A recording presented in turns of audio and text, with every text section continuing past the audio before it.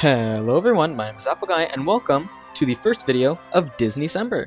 If you guys do not know, I recently went on a trip to Disneyland with my family, and while I was there I got really inspired to make different videos. So for the remaining Sundays in December, I'll be making a Disneyland video for each of those days. We're going to be kicking off Disneycember with the top 10 dark rides at Disneyland. And as I said, this will be Disneyland only, so the California park will be the only park I talk about, because that is the park I am only familiar with. So what is a dark ride? Wikipedia defines a dark ride as an indoor amusement ride in which passengers aboard guided vehicles travel through specially lit scenes that contain animation, sound, music, and special effects. So for those of you guys who are familiar with the Disney parks, you may think that Space Mountain is a dark ride, but Space Mountain is not a dark ride. Space Mountain is in fact a high-speed roller coaster type ride in the dark with sudden turns, drops, and stops. Not to be confused with a dark ride. So now that the introduction's over, let's hop into the top 10 dark rides at Disneyland Park. Rounding off our list at the bottom is Roger Rabbit's Cartoon Spin in the Toontown area of Disneyland. Now, I put this at the bottom of the list because it was the last dark ride I could think of in the park, not counting California Adventure. And I'm going to be honest, not the biggest fan of this ride. I think the queue, while it is themed very well, is rather tight and compact. I am not very familiar with the Roger Rabbit source material, and I think the concept of being able to spin on a dark ride is not the most interesting thing to me, at least. I think when you're on a dark ride, you're supposed to be guided through the scenes that you're being shown, right? It's like a movie, but in a vehicle.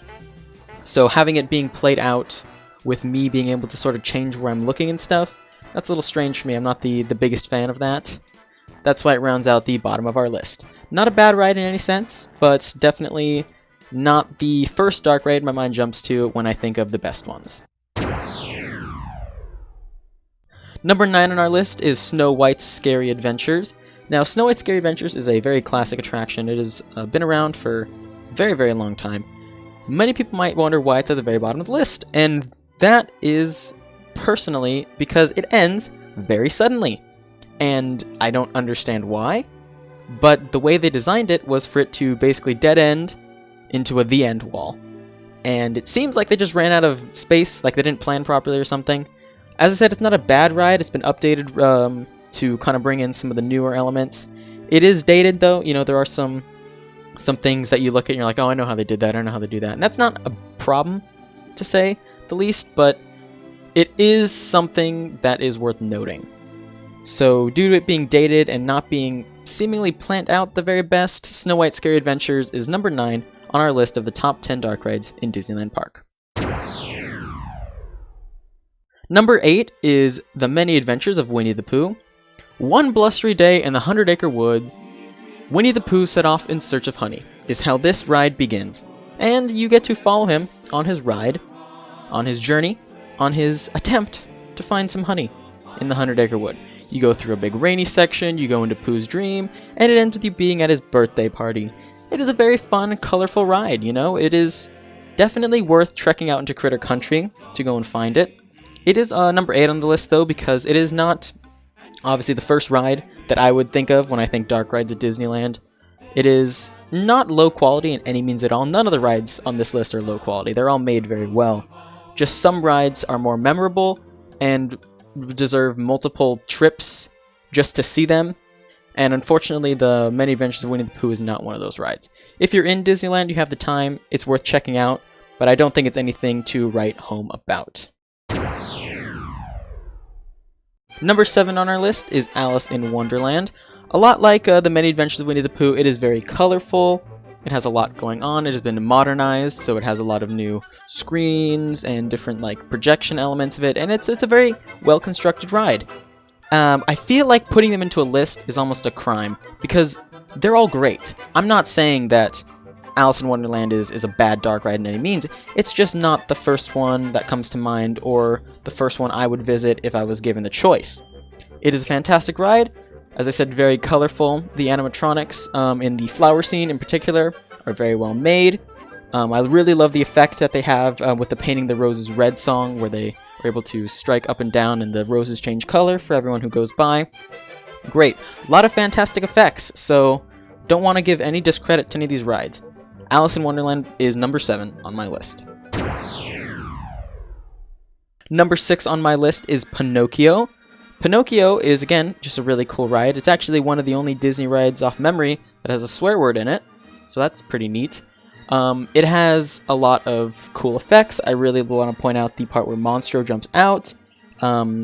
It does a good job of telling you the tale of Pinocchio in a very concise way. Like I said at the start, it's almost like you're watching a movie on the ride, and this completes its story all the way through really well. Has some very impressive effects with the fairy at the end, for example. I already pointed out Monstro the Whale. He has a really nice pop-up there at the end. No complaints with this ride in any fashion. It is fantastic and worth everyone's little checkout while they're there. Pinocchio does a great job of transferring its movie source into a ride. Number 5 on this list is Mr. Toad's Wild Ride.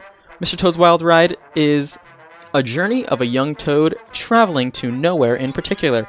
And you get to hop in a car with Mr. Toad and see all his shenanigans. He crashes into a library, he goes through the countryside, ultimately getting hit by a train and ending up in HE double hockey sticks.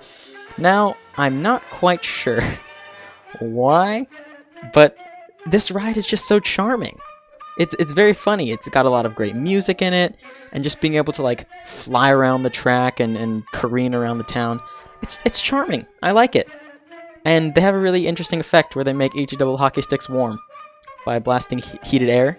So that's cool. Like I said, all these rides are great. Mr. Toad's Wild Ride is truly an interesting experience, something that everyone should take notice of, and experience once in their life. And that's why it is number 5 on the list. Number 4 on the list is Peter Pan's Flight. Any Disneyland veteran would know, you walk into Fantasyland, you look to your right, and you see a 40-minute wait for Peter Pan's Flight. Always. No matter what time of day, no matter what time of night. What day of the year, if it's a weekend, if it's a weekday, if kids should even be riding it or not. It's got a long line. And that shows something about the longevity of a ride. Peter Pan's Flight was an opening day attraction, and it still has a very, very long line. And it's great.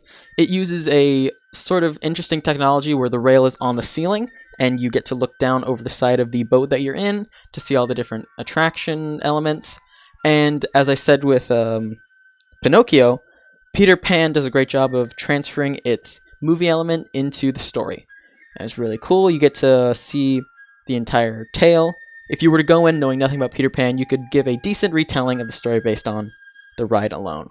And that is something that I hold very, very highly, and that's why Peter Pan rounds out number 4 on this list. Number 3 on my list is It's a Small World, the normal version, not the holiday overlay. It's a Small World is a ton of dolls that look like children from all around the world singing a singular song, promoting unity and health and happiness and all the lovely, lovely stuff that we don't have in this world today. It's a Small World will always serve as a great, great reminder of how the world should be. Fun fact, the lyrics to the It's a Small World song were actually translated into code for DNA and implanted in different bacteria. So, when we're all gone and all that's left on this world is bacteria, It's a Small World's lyrics will remain for all the aliens to come and discover and be like, wow, these people were really unified. We can be like, yep, at least we tried. It's a Small World rounds out number 3 on the list. Alright, we've reached number 2, and all my Disney veterans are knowing there are 2 rides that I haven't talked about yet. They're trying to debate which one's going to go first, because they know that these 2 rides consistently make the top 2 spots. My number 2 of the top 10 dark rides in Disneyland Park is the Haunted Mansion. Now, this might be a controversial decision, but I think that the Haunted Mansion is a very, very great experience. It is one of those rides that blends the queue and the actual attraction very well. When does the ride start? Does it start in the stretching room? Does it start when you get on the Doom Buggy? Does it start when you walk in to the mansion? We don't know, because it does that good of a job of blending it all together. Now, the Haunted Mansion undergoes a holiday overlay that I'm not the biggest fan of, but in its original state, the Haunted Mansion is a fantastic ride. I always love going on it, even though I know all the stuff that's going to pop up. There's a lot of technological marvels there. There's a Madame Leota, she's pretty cool. Hatbox Ghost is pretty neat. And then there's the graveyard scene where everyone's singing the Grim Grinning Ghost song, and that is great. This ride is really divided into two separate sections, where you have the more serious spooky at the start, and then it gets into the more comical at the end, and I really enjoy both parts of it, which is interesting because I'm not one for scary things, scary games, scary movies. I'm not about that. But this ride does its scary elements very well, without skipping a beat on the magic of Disneyland. Alright, we've made it to number 1 on our list of the top 10 dark rides. Ladies and gentlemen, the top dark ride, in my opinion, in Disneyland Park, is Pirates of the Caribbean. Pirates of the Caribbean is so fantastic. It is a water ride that puts you into the life of a pirate. Is it going backwards? Is it going forwards? We don't know. But we do know that this ride has the most technologically advanced animatronics that were ever created at the time of its release, and they still hold up today. Definitely put props to the auctioneer, because he is so lifelike and fluid in his movements. It's amazing. Always fun to board this ride and just kind of hang out with your family. You begin cruising through the bayou, then you get into the Pirates Cove, then you get in towards the fight scene, and then you're in the town with all the ladies chasing the pirates for food, and it is just really nice. There's always something to look at here, and that's something I think some of the older dark rides are missing out on. If you were to look in a different direction, you would see a blank wall, maybe even a light, maybe an exit sign that you're not supposed to see. Pirates of the Caribbean is really good at doing a 360 immersion, where you can look at what you're supposed to look at, you know, the pirates on the left singing their song, but if you look to the right, you're also going to see something interesting. There's always something to look at here, and that's why it is my number 1 dark ride in Disneyland. Thank you guys so much for watching this video. If you have enjoyed, please hit like and subscribe for more Disneycember videos. There are 3 more videos that will be coming out this December, with every remaining Sunday. So guys, please make sure to stay tuned for that. What did you guys think of the list? If you liked it, please let me know in the comments. If you didn't, that's fine. It's my opinion. You all have yours. I would love to discuss these rides with you guys in the comments section. Now, this side of me is something I haven't really shown on YouTube because I haven't been given the opportunity to, but I think Disneycember has a bright future on the channel. Once again, thanks so much for watching. I will see you guys next time. Take care.